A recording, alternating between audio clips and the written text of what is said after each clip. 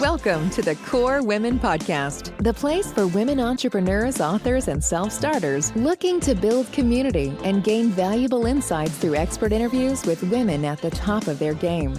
Join your host, podcaster, producer, expert coach, entrepreneur, and author, Dr. Summer Watson, as she aims to inspire and empower you through these candid conversations. Lean in and embrace the journey.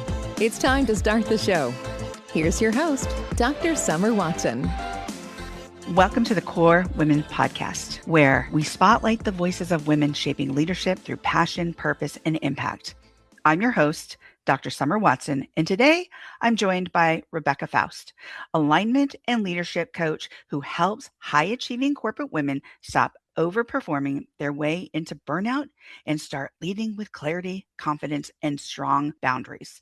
With over 20 years in the corporate finance arena, including leadership roles in a Fortune 50 company, Rebecca brings both lived experience and practical strategy to the conversation.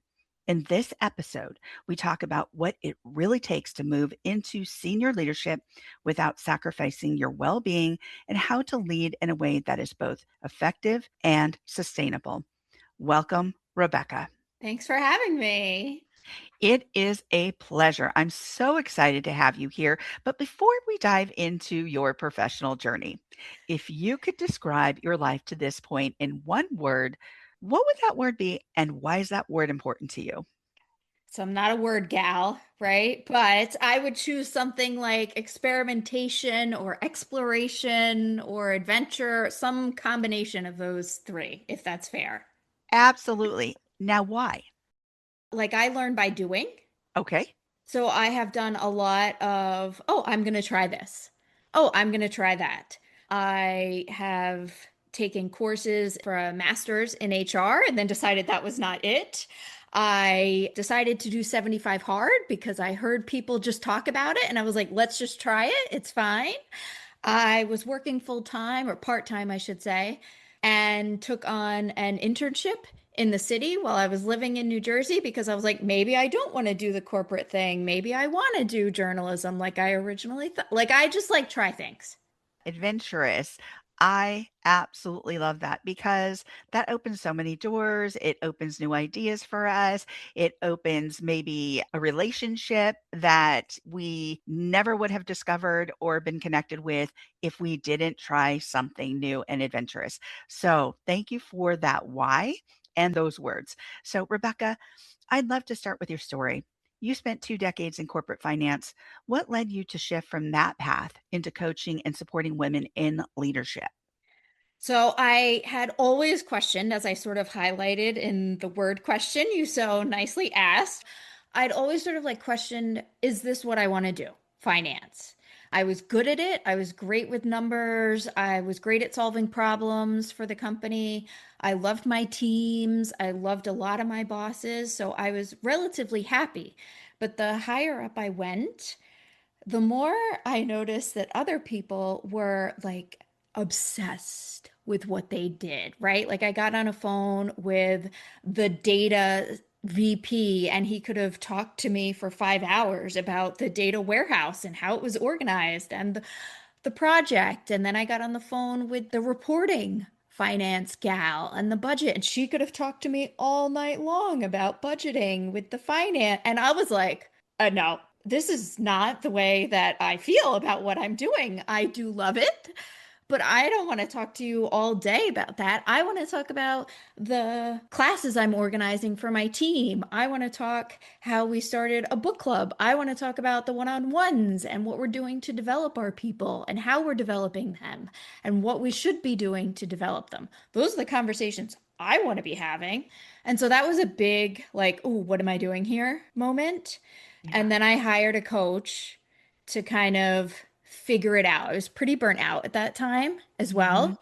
hmm And so I hired a coach to help me figure it out. I said, I don't know if I'm going to leave, but I want to know for sure that this is what I want to be doing rather than this back and forth questioning. We took out the sewing machine. I made some lovely placemats that I thought I might sell on Etsy. I started a running blog where I reviewed running shoes and trails. Were they acceptable for runners or just hikers? I created digital planners, tons of different things. And as we did this, I can vividly remember it now, sitting in my college class, my business class, and wanting to major in leadership. And at that time, at the university I was at, that was not an option. Hmm, And really? this is a couple of years ago, right? Just a few years ago. Wink, wink. It's a couple years ago. And I did not go to Harvard, right? So even if Adam Grant was studying at Penn State or UPenn, wherever he went, I was not at Monmouth University. But when I remembered that, I realized like what she was doing, what the executive coach I had worked with was doing was very close to what I was like obsessed with, what was getting me through the day.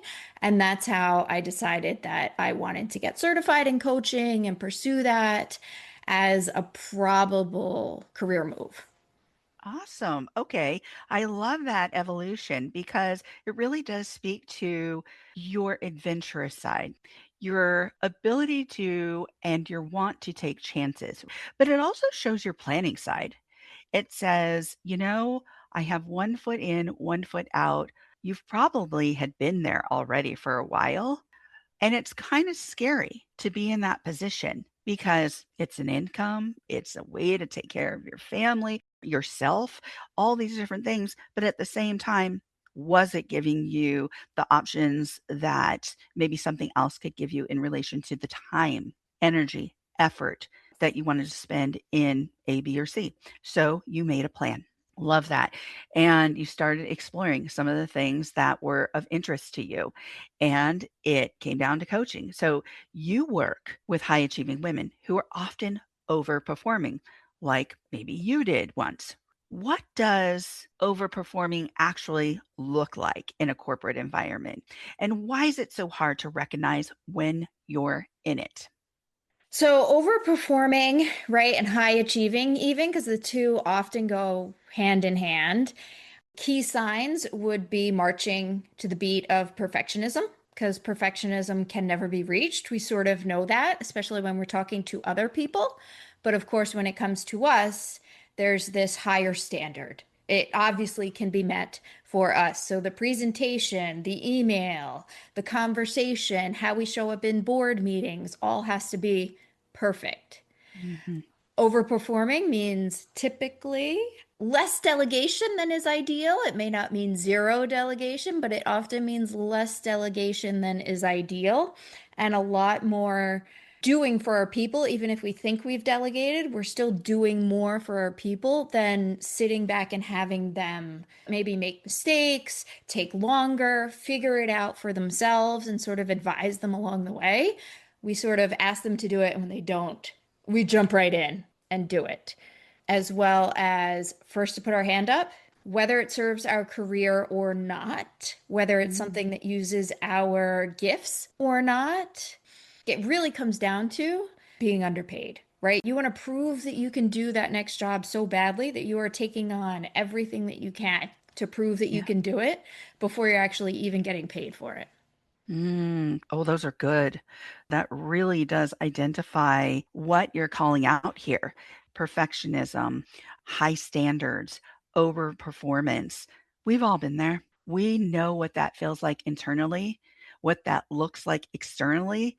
And here's the thing, this really stood out to me. I had posted something and it was like this graphic, and it was of this person sitting at this desk with his hands holding his Yeah. head.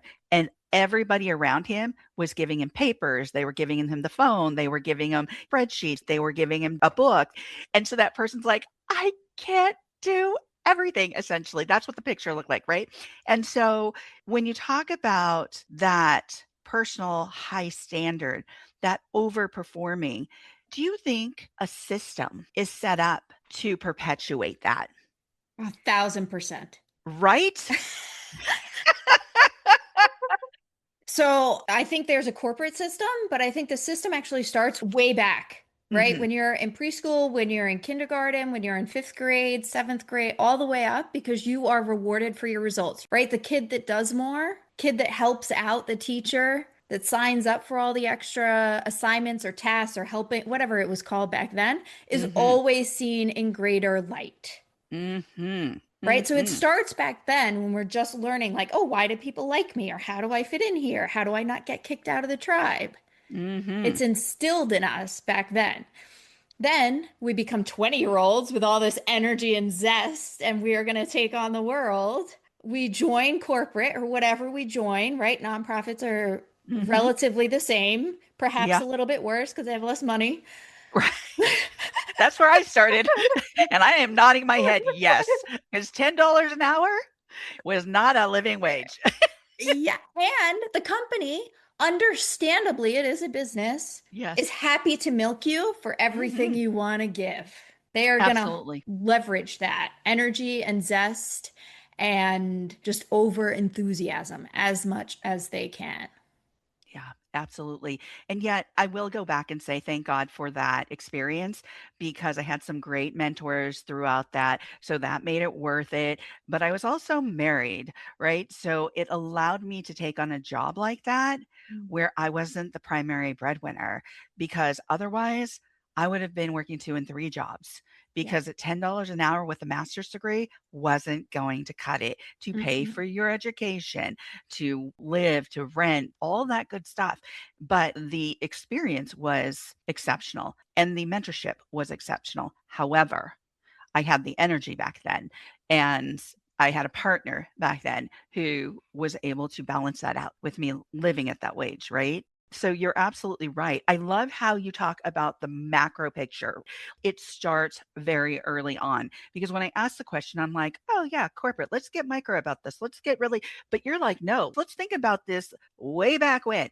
And I was like, oh, you know what? That's so true. We are conditioned to give, to give. The high performer is viewed as exceptional all the time. And it's like, what?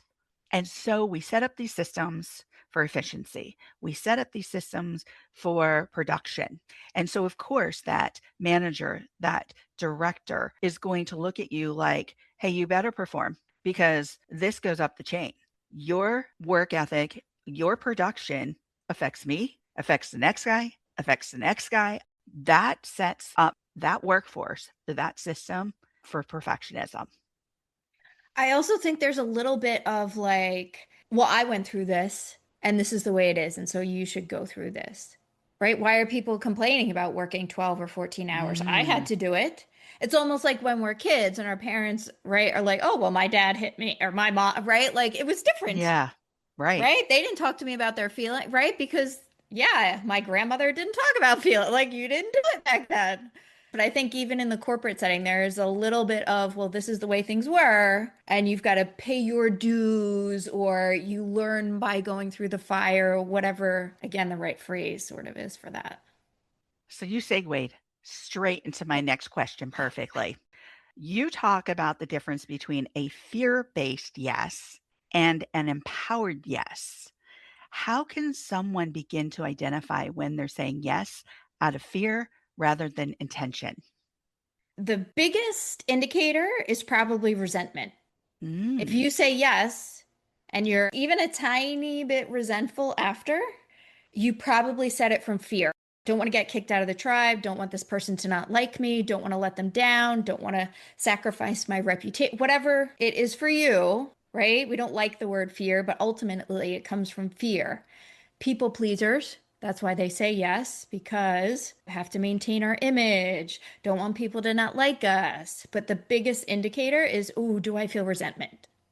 that is terrific that you put a word to it, that you put an indicator to it. Resentment, even the slightest bit. And we can feel that. We know Yeah. it. It's not like it just pops up and it's like, oh, okay. No, something led to that. It was something that happened in that system over and over and over again to lead to that feeling.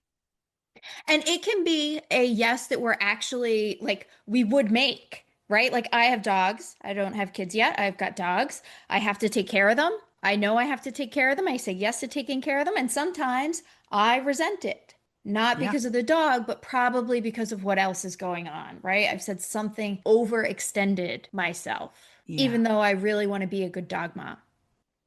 I feel the same sometimes, and I absolutely love my little ones, my fur babies. And we want to go and travel. We want to get up and go to Europe, or we want to go to here, we want to go to there. And it's like, okay, we got to find a dog sitter because we don't kennel these dogs. We want to find somebody who can come into the house. There is a cost to that. So there is a ton of planning. And then by the time you're done, you're like, you know what? Okay, we'll wait another week. We'll wait another month. We'll wait another Yeah. year. Yep. Or one of us has to be home and travel without each other. Mm-hmm. And that Mm-hmm. happens. So we tend to give up certain things because we do love certain things and we are passionate about certain things. But how do we distinguish or separate our passion from what turns into something that becomes something we're fearing?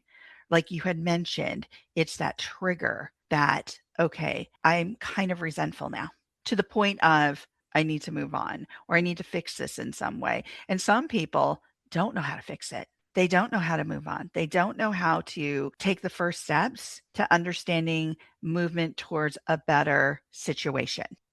So the first thing is to be able to recognize it, awareness, right? Because a lot of times, especially my people pleasers, have no idea. Right. So I always say their first step is to pause. Everything that you want to just say yes to, you can still say yes, absolutely. But pause. Take 2 seconds, take 5 seconds before you actually say yes. So that in that time frame, your brain can start to decide, do I actually want to be doing this? Do I not want to be doing it? And So, eventually the space will grow. and that is so important is that recognition, that pause, taking those steps. So my next question for you is what gets in the way of effective delegation and how can leaders start to trust their teams more? Nobody's going to like this answer. Uh, Because it's like Nike says, you just have to do it. I mean, you can set expectations, right? I've been in multiple positions where I've had to set expectations with my boss. I've got all new people. Yeah. Or we're doing something we've never done before. This is going to take longer. Or it's not going to be perfect the first time you get it, right? I can get you something at the day, but it's not going to look the way it typically would because we're moving slower. Everything you look at should be, should I be doing this? Not can I do this? Not can I do this fastest? Should I be doing this? Should the person at this level be doing it? Should the person at the next level be doing it? What would I think if my boss were doing this and hadn't delegated it to me? That's a pretty good indicator as well. If we don't think they should be doing it, we probably shouldn't be doing it. I like that question. Should I be doing this? And that's a great place to start, especially when you're struggling or you're feeling burned out and you're not delegating or you're feeling overwhelmed by the expectations. So, what is that shift? Delegate, setting boundaries, recognition. Should I be doing this? And not, should I be doing this because this is not my job? It's, should I be doing this and delegate this to somebody else? And how can we And do if, this more effectively? yep. And if you're a giver, an over giver, like I am as well, it can also help to be what could someone else learn from doing this? Ooh, yes, I love that because sometimes we're that thief of knowledge, that thief of experience, and we don't even know it. Yes, yes, unintentionally. Right. We And so think I we're love that. helping everybody. Right. And we're not. We're not even helping the company because we're Mm-mm. not effectively helping them meet their mission because we're burning out because we're not doing a better job of setting boundaries on ourselves Yeah. and delegating. Sing it, sister. Hey, you brought it up. So Can feel the soapbox vibing. right, right. Okay. So I'm off my soapbox now, but I think that everything you've said here can absolutely be a new beginning, a first and second step. We've covered so much. We've had a great time here. As we close the interview, my last question is for someone listening who feels stuck in overthinking, overworking, or constantly proving themselves, what is one simple shift they can make this week to start leading with more clarity and confidence? Can I give two? Can I cheat? Absolutely. All right. The first one is the pause. Practice the pause everywhere at home, with friends, with the husband, the partner, the kids, right? Pause before you do anything. Get in the practice of pausing. because it's going to help you slow down and start to figure out what you should be doing, what you want to be doing, who can be doing something else. And the second thing, which isn't necessarily an easy step, but is so critical, is to pick what I call an anchor.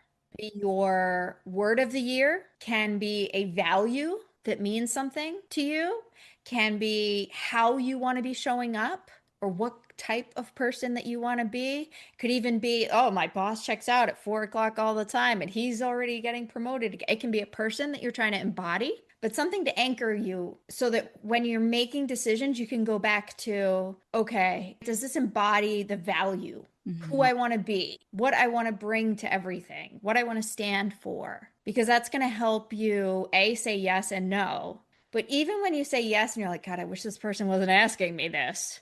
But you know who you are is to say yes, it's going to help diminish that resentment that can start to build because you know it's what you want to stand for.